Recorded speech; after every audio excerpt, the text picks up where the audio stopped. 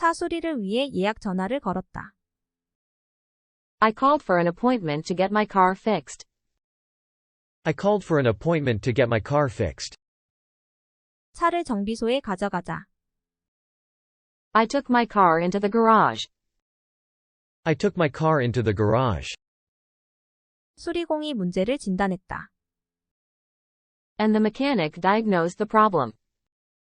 And the mechanic diagnosed the problem.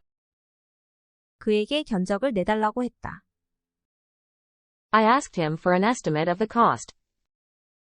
I asked him for an estimate of the cost. 그가 엔진 수리를 했다.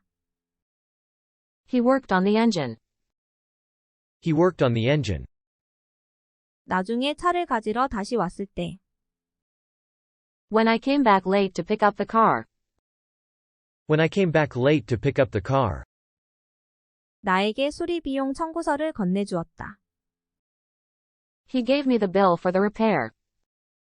He gave me the bill for the repair.